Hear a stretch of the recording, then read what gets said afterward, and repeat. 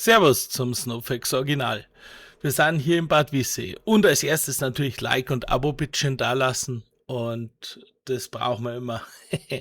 Ohne das geht's nicht. Ja, ganz wichtig ist hier, wir sind nicht direkt im Bad Wiessee am Seefest am 14.08., sondern wir sind gegenüber in St. Quirin, weil von da aus haben wir einen guten Blick auf den Sonnenuntergang. Um was geht's in dem Video? Wir haben hier hauptsächlich das Feuerwerk, weil jetzt in Bad Wiessee gab es jetzt keinen Trachtenumzug oder ähnliches.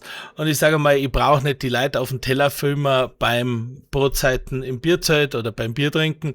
Da kommt jetzt nichts bei rum. Genauso auch muss ich nicht Hüpfburgen filmen oder ähnliches. Ihr wisst, wie es ausschaut. Alle haben ihr Freude gehabt, haben gegessen, haben getrunken, haben ihren Spaß gehabt und das passt soweit. Ja, gegenüber eben gibt's einen schönen Blick frei auf das Feuerwerk. Leider hat's Richtmikrofon nicht so weit gereicht, deswegen gibt's da keinen O-Ton, sondern Musik unterlegt, weil ansonsten hätt's unser Gelaber am Ufer gehört und ja, das ist jetzt wenig ergiebig. Es war jetzt nicht kritisch oder ähnliches, wir müssen nichts verstecken, aber es passt nicht zum Feuerwerk. Ja, viel Spaß beim Schauen, gell? Servus und ich hoffe, dass es noch viele weitere Feuerwerke gibt.